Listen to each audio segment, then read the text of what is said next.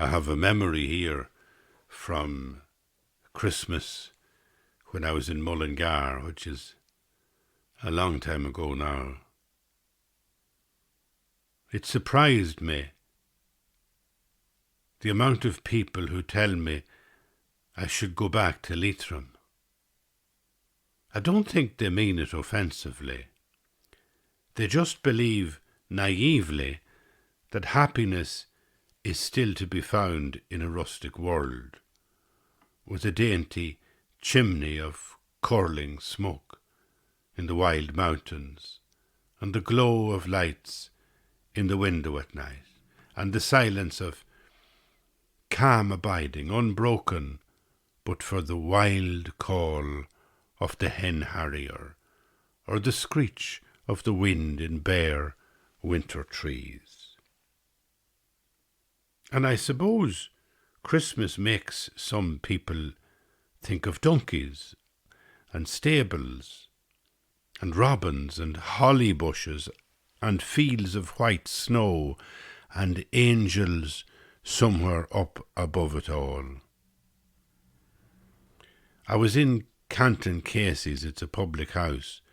I was there in the late afternoon, an old world bar beside the market house. It has ancient furnishings and an open fire, and I began to recall all those rustic Christmases around the tinsel tree with a candle in the window and a little crib on the mantelpiece and a mechanical bird that gave a mechanical rendition of Ding Dong Merrily on High until the cat bit its head off. Pubescent sopranos on the radio squawking about logs on the fire, and me glued to the window and wishing for snow. Nostalgia, someone said, is the revenge we take on the past. I remembered the unbearable itch for a climax, holding my breath until the presents were opened, until the inane Christmas morning phone calls were made. How are you and what are you doing? And that last-ditch attempt at achieving climax by carrying the roasted bird ceremoniously to the table and force-feeding it to the extended family.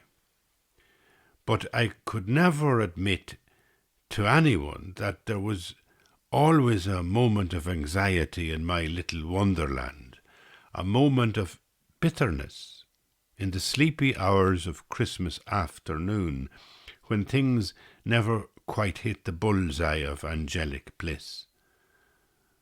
A secret unease with that sentimental world of rustic charm, snow and buried holly. That warm and safe world which God apparently loved so much that he allowed his son hang out in a crib in order to assure us that we were the centre of the universe, while we gorged ourselves on jelly and custard and Christmas pudding. After a second pint of Guinness in Canton Casey's, I headed for Extravision, passing the Greville Arms with its dainty neon signs, glowing in the 4 o'clock afternoon urban dark.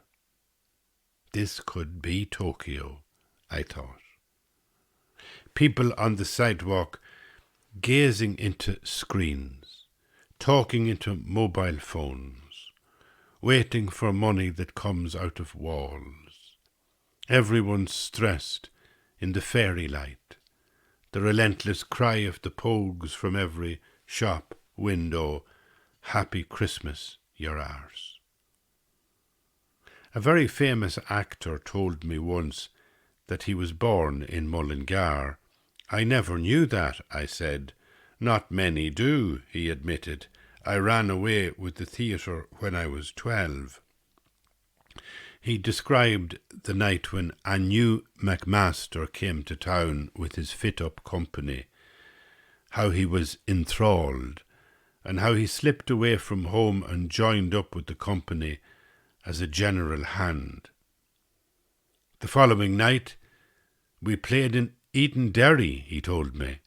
It was as if I had gone to the other end of Europe.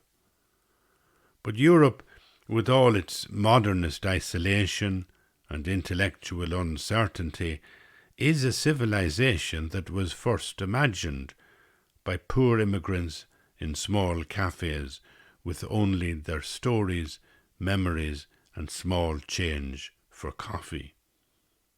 And now Europe has come to the other end of Mullingar. Clutching the wind that shakes the barley, I headed back to my apartment, though it was difficult to negotiate a way through the swell of manic shoppers. My memories of Christmas long ago felt as useless as a jam jar of buttons. Yet, like a wise man, I am determined to find home in this strange place called Mullingar. And the amber lights twinkling in the haunting din of the bars, and the glow of the jeweller's shop, and the unbearable beauty of a young girl on a mobile phone outside Abracadabra breaking up with her boyfriend.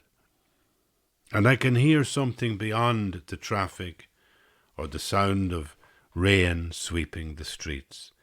I can almost hear something like angels over Mullingar singing Hosanna for a new Ireland that might be found in these streets and laneways and doorways and alleyways, where strangers stand in out of the rain to shelter from the storm and give birth to new gods. And that's how it felt in Mullingar 15 years ago. And when I look back on that memory now, I realised that you wouldn't be going into Extravision to buy a DVD of The Wind That Shakes the Barley. That day is gone. Because we didn't know, even 10 years ago or 15 years ago, we didn't know what Netflix was. That you can get any film you want at the press of a button at home on your screen. We didn't know what HD was either, high definition. It was only coming in. And the amount of neon that was used, because you'd say that there was neon lights everywhere. Because people were still in the world before LED lighting. Now you can walk down the street and there's just like hundreds of lights. They're wrapped around the doors of the hotels, they're woven around the trees, they're flat up against the walls of the houses. And it looks beautiful. But it's just so long ago, 10 years, and it feels so long ago. And what I found remarkable when I looked back at that memory was that Shane MacGowan, even back then, was the main song that you'd hear from one shop to another at Christmas time. Well, now we're coming to the day we're nearly at Christmas Eve. And it's hard to find the right thing to share with you. I'll share just one other memory to begin with. Again, it's a memory from when I used to be in Mullingar. And this was a moment just after Christmas. And after Christmas in Mullingar, the carvery lunches were flying in all directions. Countrymen with paws around tumblers of whisky. Everyone collapsing into armchairs as if shopping were a sport for young people. And into that blur of Christmas lights and dark corners and glowing whisky bottles behind the bar, I noticed a little grey-haired woman in a black coat being minded by her daughters. And they seated her, and the daughters queued for the beef and took it down to her, and they all ate in silence. And then a wild-looking man with a big overcoat, but rugged, looking like the wind might have blown him all the way from Athlone, he came in across the fire and he spoke to the old lady. "How did you get over the Christmas?" She said she was at a funeral, and when he realised he knew the deceased, they dug into the gory details of how the poor creature had died. "The daddy was from Waterford," she said. "Oh, I know that. Yeah, I know them now. I have who they are now," he said. "They were one of the happiest families going." "That's them," she said. "Mary was the blonde one." "She was," he agreed. "And there was a brunette as well, Agnes." "Agnes," she said, "that's right." And having finished with that subject, she perked up her head like a chicken looking at a fox. "How old is your Oliver?" she wanted to know. He said Oliver was the eldest. "He's a very failed man," she said, "since he got that thing." "I know," he said, dejected. "I know." And then she made a confession to him. "Do you know," she said, "I can't remember your first name." He just blinked. It obviously didn't bother him. And she added a warm afterthought. "Maybe in bed tonight I'll remember it." "Did you ever do that?" she says. "Remember it hours later when you'd be in the bed?" Well, rather than answer her, he just said his name was Thomas, and he gave her a clue. Birmingham. And she said, "Oh, are you wee Tommy? Well, I declare to God." Then he bought her a drink. She had a crested 10 with water, and the daughters, who had been sitting like docile cardinals around a pope for the entire interview, had minerals because they were driving, and the big man from Birmingham planted himself in an armchair that barely held up his weight and supped his Guinness like a calf with a bucket of milk. "How did you get over the Christmas?" she wanted to know. "It was quiet," he said, and he fell into a silence as devastating as an empty fire grate. Nobody spoke for a long time. "It can be stressful betimes," she said. He gulped the dregs of his pint. Nothing more to be said. He was clearly a man under pressure. Later that evening, that afternoon, I had a bath. One of the great indulgences of Western civilization is to soak in a bath with the door to the bedroom ajar and Emmylou Harris singing Love Hurts on the CD player. I'm a great believer in Emmylou Harris and Radox. Nothing better for keeping the stress levels down. Unfortunately, I locked the bathroom door, which was odd, since I was alone in the apartment, and Emmylou was only a voice on a CD. But when I tried to open it, the key broke off and I was locked inside. I don't mind saying that I was fairly fragile when I got my way out of that tight spot. In the bar later, I had a bone to pluck with the barman. I said, "You sent me on a wild goose chase the other day." "How's that?" he wondered. "Well, I've been up and down the road like a yo-yo looking for Aldi," says I. It's Lidl, he said. What is? The Aldi. It's Lidl. I said Aldi and Lidl are two different words, two different shops. I know that, he said. But some people say Aldi when they mean Lidl. What's the problem? I didn't tell him that I had just spent 4 hours in the bathroom, naked, with a nail scissors, trying to pick the lock. But perhaps he noticed that I wasn't in the best of form, that the stress levels were rising. Did the Christmas go all right for you? He inquired. I said it had its surprises. You don't look so hot, he said. Maybe you should go home and soak in the bath. No, I said, I've tried that. I'm just under a bit of pressure.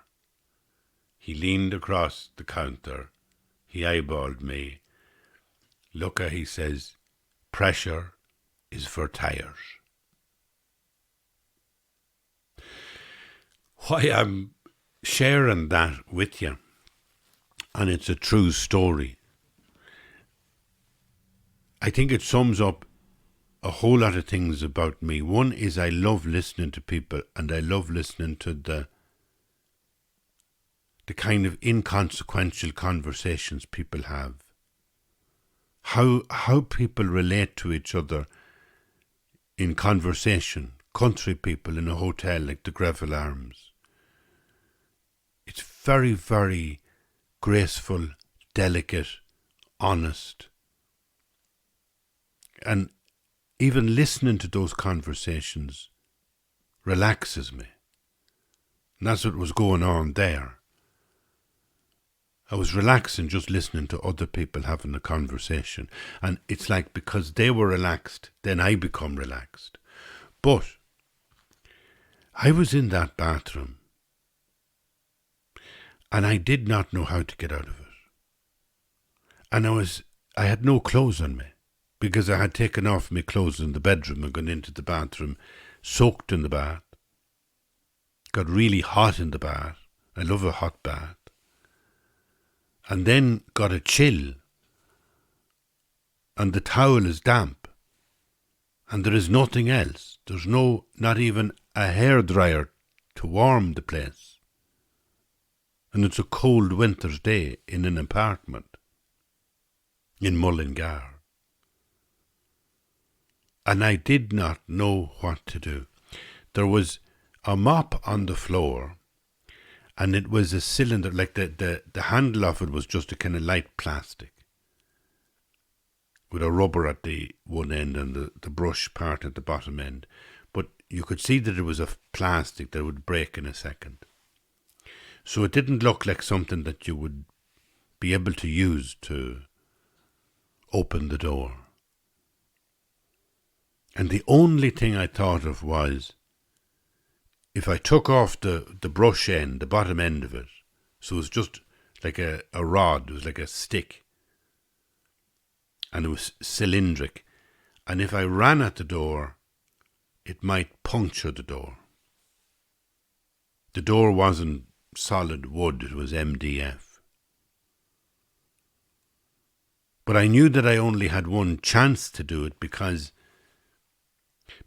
if it didn't work, if it didn't go through the door, it would buckle.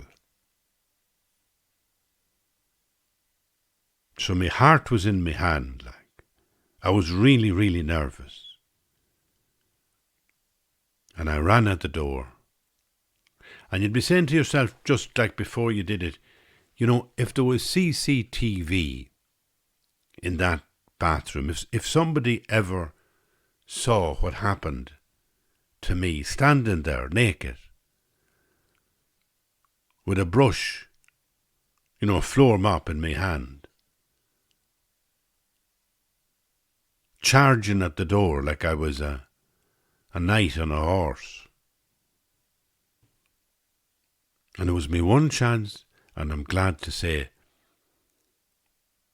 the handle of the brush went through the door. In fact, it went through it so easily, it amazed me that we were living with doors in that apartment which were no better than egg boxes. You'd think there were doors. There weren't doors at all. And when it went through it, it meant that I had a little spy hole. I could now look out onto the corridor. And I then had to use a little scissors, a nail scissors, and my fingers. And I had to pick and pick and pick at the hole so that it got bigger and bigger and bigger, until eventually it was big enough for me to climb out. I kept that story secret for years because I would be embarrassed. I would think the world might consider that I'm not well in the head to get caught in a bathroom and then to have to get out in that way, in that manner. And when you would look at the door and a hole in it, which was eventually, by the time I was able to climb out, the hole was enormous. It seemed so violent. It was as if the door manifested the stress I was feeling. And I think that's what's sometimes scary about Christmas, that we can be feeling stress and it's all inside and it's all bottled up, and then it comes out in an overreaction. Mind you, I'm not sure if it was an overreaction because I don't know what else I could have done. I had no phone. I'd left the phone in the bedroom. I'd left clothes in the bedroom.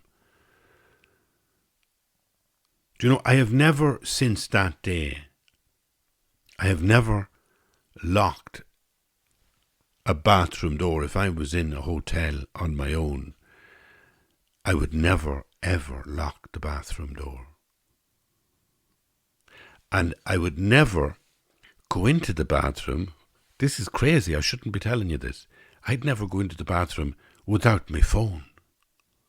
Even if I was in the house and the lady wife was in the house, I'd still bring the phone in.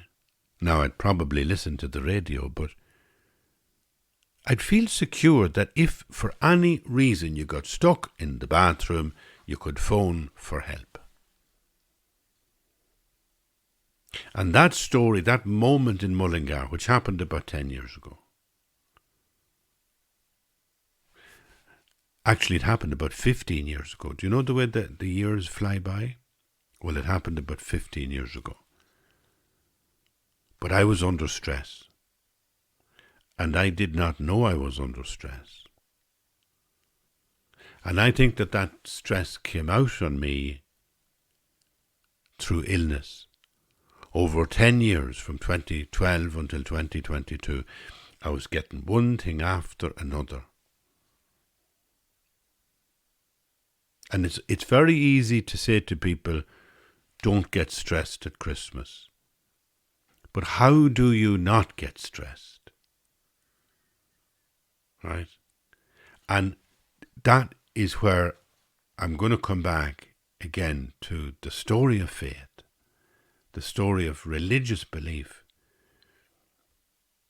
Not necessarily even that it's true. But if you practice religion, I think the word practice is really important. Another valuable word is performance. You know, you perform who you are. You practice who you are. You become who you are by practicing who you are. So you don't become a good person like, oh, I'm a good person, I give to the poor. No, but you practice being a good person. It's almost like you pretend to be a good person. You're performing goodness. Somebody sitting on the ditch sees you giving €1 to a homeless person on the street, and they say to themselves, look at that hypocrisy. Sure, that fella's a selfish owl. Bollocks. He's only pretending. Well, in a way, pretending to be good is actually how you become good. And pretending to be spiritual, like praying, even if you don't believe what you're doing, but you say to yourself, I'm going to embody this ritual. I'm going to go to the church, even if I feel it's absurd at some level. I'm going to do it. I'm going to physically do it. I'm going to sit in that church for 5 minutes. And that kind of ritual practice is practice. And you gradually become what you're practicing. You become a generous person, or you become a person who actually likes going into church and gets a sense of calmness.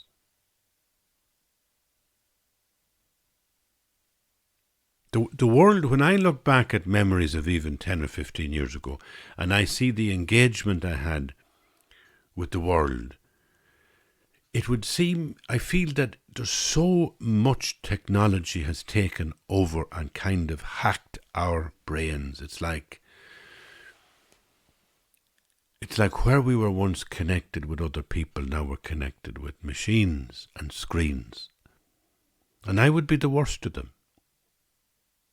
And I'd be the worst of them. Like, I'll give you an example. Do you know the headsets or the earbuds or the things you put around your head and your ears to listen to music, listen to audiobooks, listen to podcasts, all the rest of it? Now, you could be walking on the beach listening to this because you'd be using your headphones. And that's a massively good, wonderful help for people. But I noticed recently that I had become almost addicted to headphones, and I couldn't even wash the dishes without putting on the headphones. I'd be walking around the house and I'd have the headphones on. If I was going out to town, to take me the extra few minutes, not just to find my coat and my gloves, but where's me headphones? I'd be walking around SuperValu with somebody talking in me ear. I got so addicted to headphones that I just couldn't go anywhere without them. Until one day, I lost them. I couldn't find them. And it was really strange. I felt like somebody had taken them away from me. I felt I had been robbed. But I felt I was robbed in a good way. I couldn't understand. It was like they vanished. Not even St. Anthony could find them. So I was in town and I decided to buy another pair. Now, I knew the original headphones might turn up underneath a cushion in 2 days' time. But I was so determined, I felt so much at a loss because I didn't have headphones. I bought another pair. And here's another thing I'm nearly ashamed to tell you. I had them for about 2 days, and I do not know where they went. The little box for them and the two things themselves just vanished. Disappeared into thin air. Now that was the second pair. And I said to myself, well, one option was to get angry. You can get angry when you fail. When you try and do something and it goes wrong. You can get angry with yourself and a negative voice starts in your head telling you that you're a stupid person. And that negative voice is can be the start of depression if you're not careful. So never listen to it. Never let that settle. You are a good person, and everything you do has meaning and is beautiful and is designed by God and willed by God. Because everything is God's will. There's nothing else. So when you look at losing 2 sets of headphones, I said to myself, the universe is telling me something here. The universe is telling me maybe stop using headphones. And so for a few weeks I've been without them. And I go on the beach, or I go walking in the town, or I go into the bathroom, or wherever. And I'm free in my own head to control my own thoughts, and I'm not using the voice of somebody on a podcast to control me. And I feel free. And I was walking along the beach this morning here in Donegal, and there was a woman coming towards me. She was wearing a big black coat and a lovely furry hat, and she said hello first.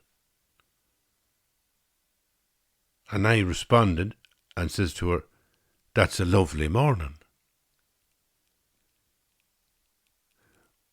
But when I responded to her, she had to put her hand up to her woolly hat and take out her ear pod and say, "Sorry? Like, did you say something?"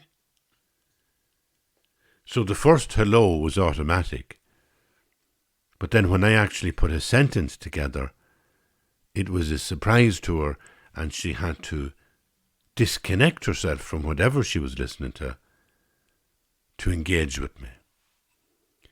And it showed me the way I used to be for about 10 years. It's going round in a little bubble. So the connectivity that we had, to some extent, gets destroyed with this energy of digital communication, screens and things in your ear. And it can be really, really hard to let go of them. But the thing about now is, it's the 22nd of December. It's midwinter. You're not quite at Christmas if you're listening to this. Christmas is on Monday. There's time enough to relax. There's time enough to come out of all the stress. The digital is so helpful. For example, you couldn't listen to these podcasts, and I couldn't make them 10 years ago. Even that technology, it wasn't as sophisticated 10 or 15 years ago to be able to make this level of a high-tech podcast and broadcast it, and you to be able to listen to it. So your headphones are brilliant, and your screens are brilliant. But what I'm saying is that you need to check out of it. And the checking out of it becomes a free decision in itself. That you say to yourself at certain points in the day, I'm not going to use the phone after my supper. For example, when I come in from work sometimes, I'm working in my studio, which is around the back of the house, and I come in at maybe 6:30. In the old days, I used to bring a laptop with me so that I could have a little look at my work later in the night. And then I used to bring an iPad so that I could look at all the sort of, the news sites and the TikTok and the Twitter and so forth. And there's nothing that will make you as ill as Twitter. It's just, I mean, it's at a level of conversation which is so negative and aggressive that you cannot read the tweets without having visceral responses in your gut where you want to actually reply at the same level. So it's a wonderful thing to turn off the computer, which I do now. When I'm finishing work at maybe 5 o'clock, I do not bring the computer home with me. I just turn it off. I'll see you tomorrow. And it's also a wonderful thing if you don't have a big mobile screen or an iPad or a tablet. If you don't have one, walking round the house and it under your oxter and going to bed and it's on the pillow. So limiting the amount of interaction you have digitally is one of the best ways to relax. And it's also one of the best ways to communicate with the people who are around you. But the problem that you have, that I have, that everybody has, the problem is what do you focus on? What do you focus your mind on if it's not on websites and TikToks and so forth? How do you construct a space of consciousness in your mind? Do you sort of focus on everybody else and be kind of staring at them over the table and kind of just obsessing? No. Here's what you need to do. You need to pray. You need to realize that in the world as we go forward, there's a big change has happened over the past 10 years. That connectivity that was once there before the digital communication and social media, it's gone. So we have this social media and it's like a weather. It's everywhere. And to counteract it, the one thing that's working for people is prayer. You can do it in any way you want. You can do it in, any religious terms you want or none. And I would recommend going back and listening to some of the podcasts that I've made about prayer, specifically about prayer. You become conscious in your own mind. You become calm. You're meditating. You're at ease with yourself. You're silent. And somewhere in that silence, you will find God. Or God will find you. If you give yourself space to be still and to be silent, God will find you. And then you will have peace that is greater than any peace. There's no earthly peace that you can have which is as strong and powerful as what I'm talking about. And that's the most Christmas podcast I could make, is this one. To say that, in my experience, there's times in life when you get very stressed. There's times in life where you make big choices in life and they're accidental. They're just like the universe is just sweeping you forward. And you go with them. And there's times where you feel terrible anxiety. There's times you feel a failure. And now on top of that, rather than have so much the connectivity that we used to have, we find ourselves with screens, with a kind of virtual identity, connecting with other people's virtual identity. And you'd wonder, how do I find a place where I'm peaceful? And I feel that it's like faith is returning. It's as if God went away for a while, maybe for 100 years or so, but that it was like difficult to pray. And it was difficult even to think about prayer or talk about prayer when I was in my 40s or 30s. It seemed, when I left, for example, the priesthood, it seemed like at that point I was leaving an old world that had come to its end, and the new world would be full of psychology and rationality and science. And there would be no place for faith. But where faith is making a whole new re-emergence is in the world of wellness, in the world of healing and healthiness and wholeness. That prayer is still a mechanism, a kind of a mental technique, if you like, a tai chi of the mind. And more than that, it's an embodiment, particularly in Christian terms. Prayer is always an embodiment. There is always the ritual, the breaking of bread and the sharing of the cup, or the saying of prayers, the actual recitation of prayers learned. So there's an embodiment, you use your voice and your tongue and your breath to say the words, and you say them out loud. When you're doing a kind of formal prayer like that, you can do it mentally in your mind. But there's nothing more powerful than doing it, like, with your body. Just an Our Father. And there's nothing more powerful than lighting a candle in front of an icon, and there's nothing more powerful than going into a church and lighting a candle and saying an Our Father and then coming out. That seemed to be a cliched, old-fashioned way of living when we were growing up 30 years ago. It seemed like that world was over. That world was part of the 30s. That was part of religious Ireland.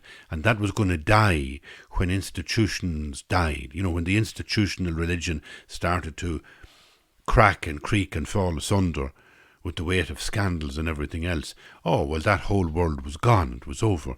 But you know something? It's not gone at all. It's almost like the collapse and the fracture of institutions is like the shell falling apart, and now the heart of the church is more alive because it's about faith.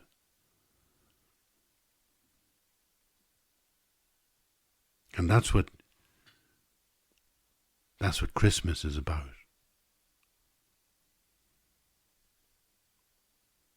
So I kind of wondered and agonized a little bit about what to say on this Christmas. This is the solstice. It's like, this is the weekend, or holy night. What to say? And this is what I come up with. I really, just a heartfelt celebration of the value of prayer. And to find spaces over the next 3 or 4 days, 3 or 4 weeks, where you can be alone and find that space within you, where you surrender to God. In whatever terms, whatever tradition, whatever religion, whatever language, and also to bring your whole self to that moment of silence without feeling guilty.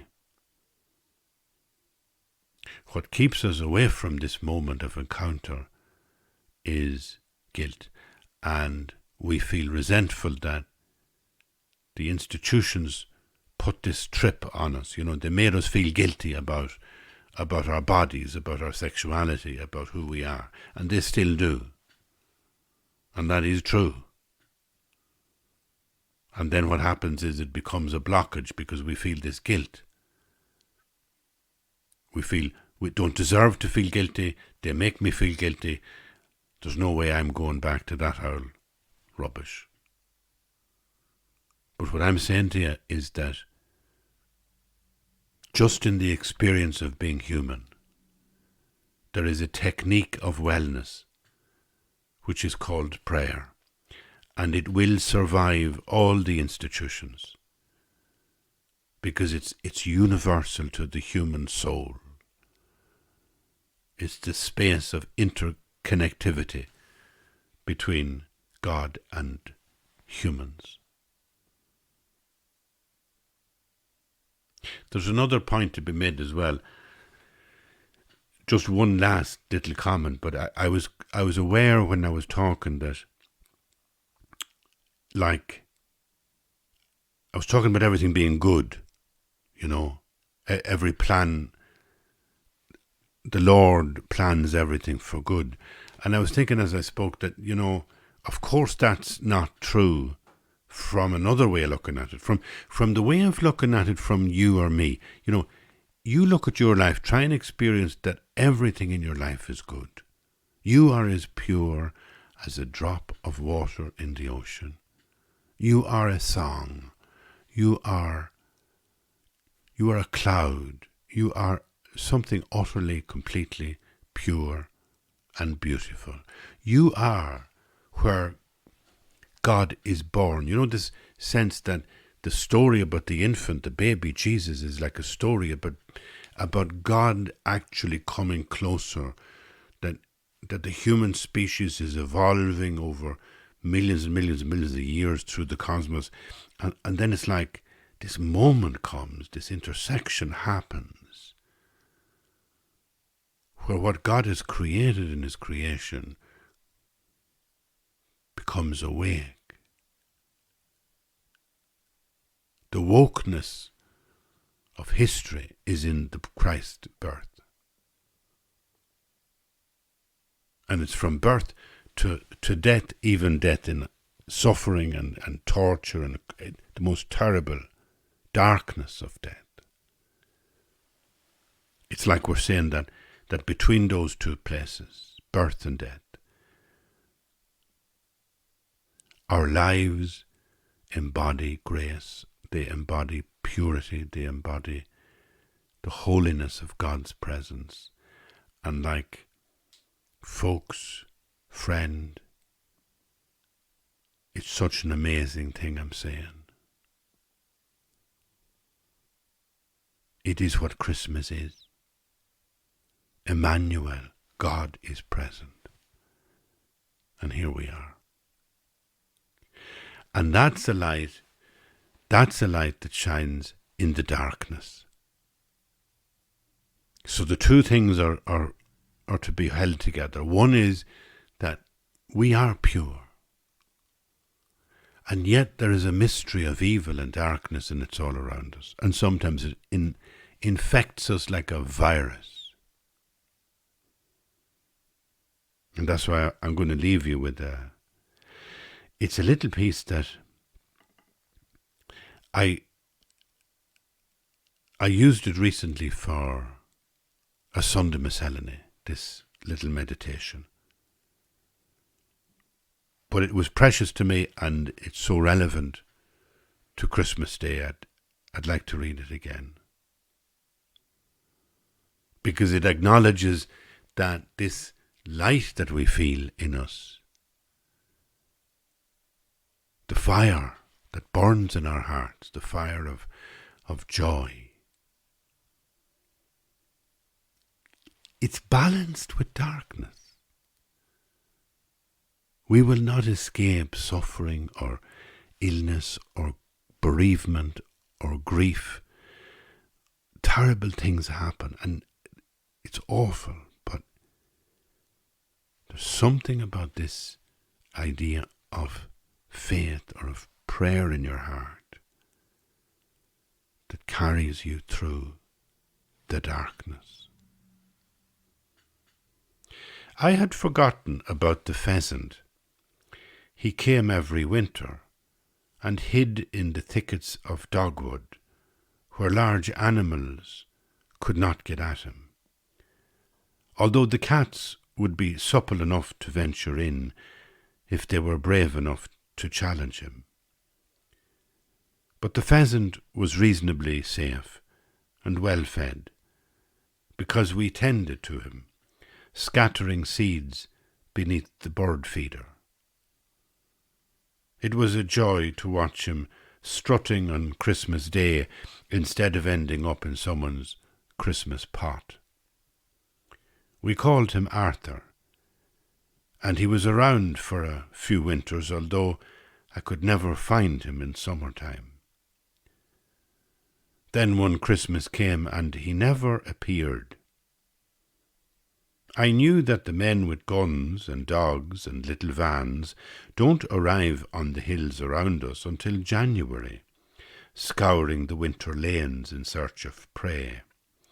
So the absence of the pheasant didn't bother me initially. I presumed he was on holidays. In Tenerife or Corfu, perhaps, for the sun. Arthur might be sitting on a deck chair near the swimming pool with a little sun hat on his beaky head, preening his feathers. I know that's just a fantasy.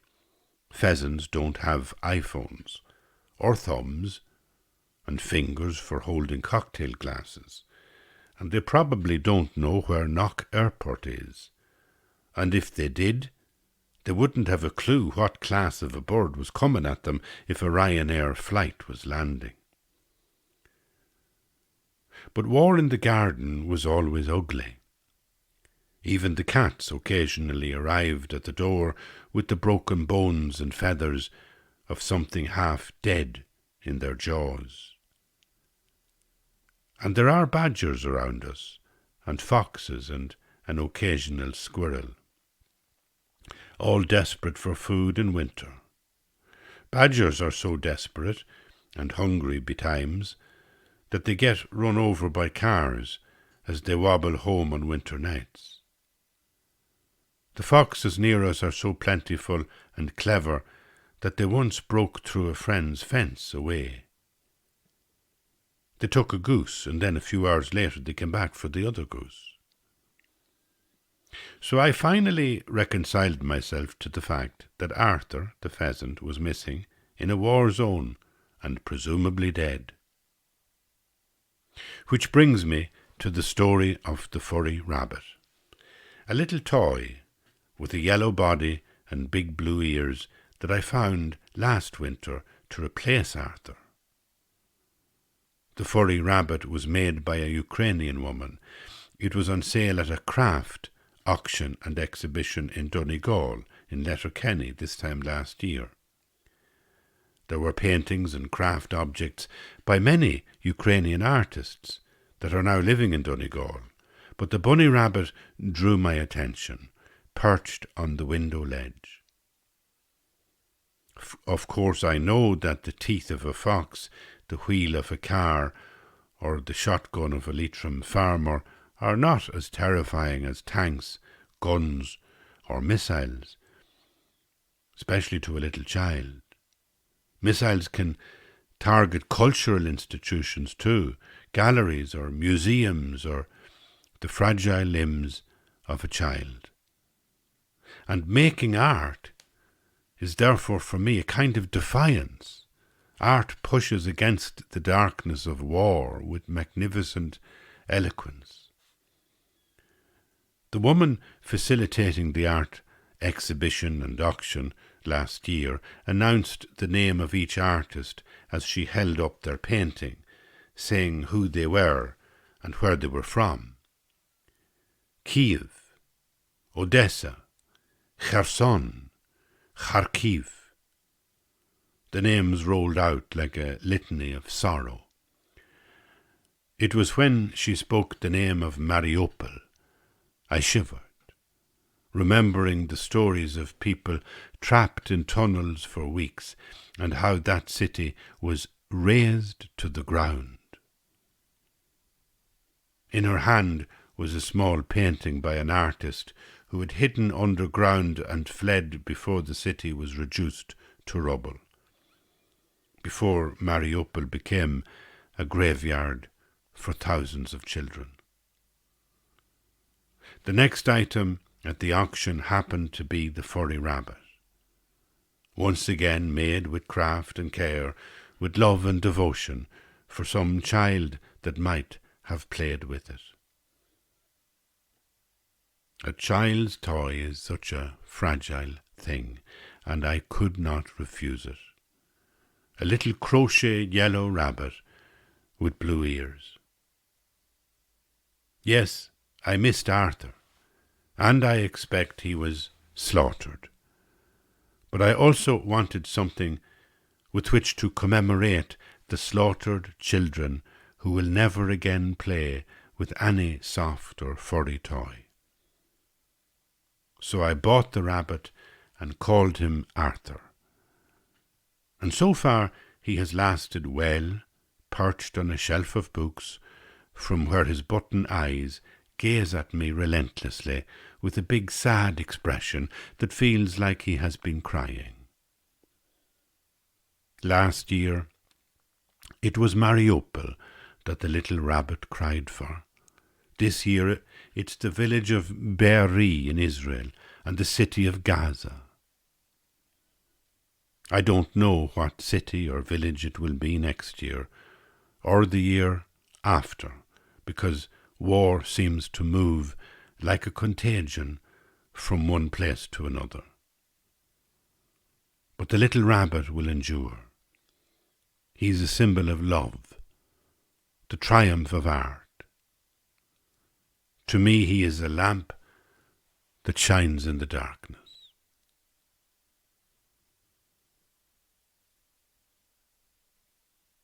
It's always that symbol of love,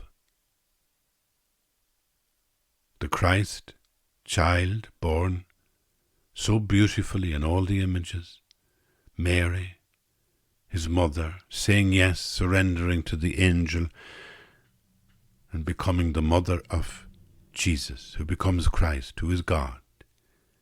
And Mary and her going to sleep at the end of her life, moving into heaven, being absorbed into heaven, being crowned Queen of Heaven, Mother of God.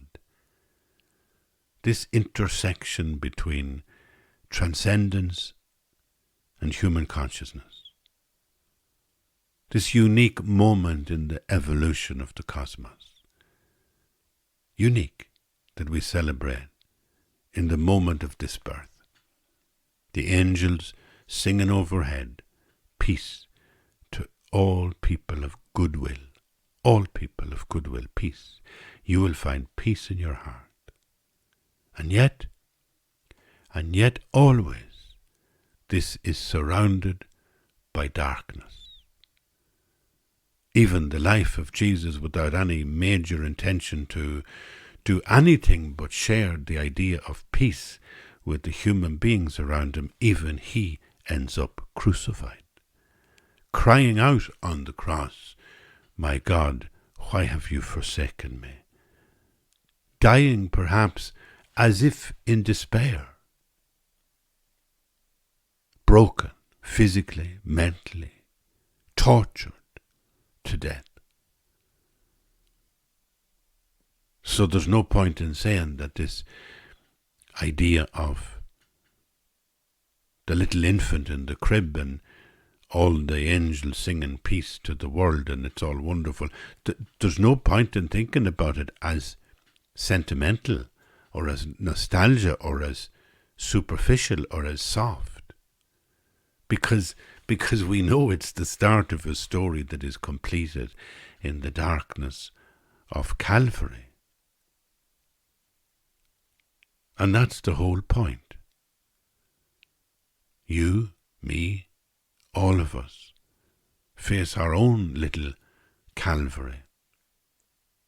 Every day, every week, every year. And in each lifetime there will come a moment of mortality, an awakening to the final annihilation in death. So we're here, we're human. And so when we carry the sense of Christ, the baby, the infant, present, it's not sentimental.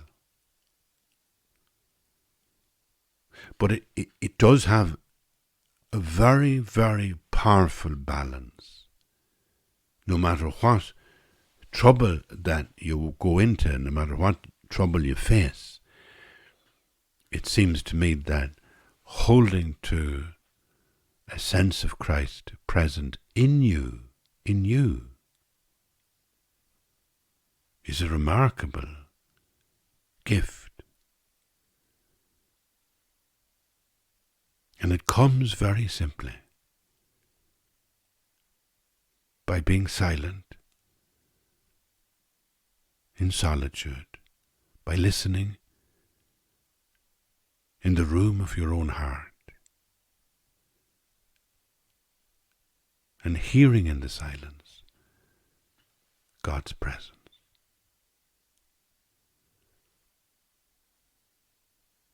I wish you a very happy Christmas. I said to you, thank you for being here, because you being present is a real thing for me. You carry a presence in your heart. I carry it in mine, and it's the same presence.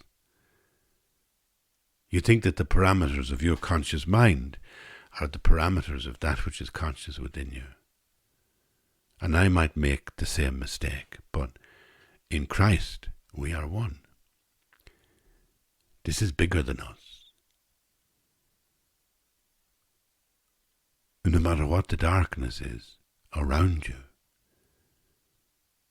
is a story of peace, love, forgiveness.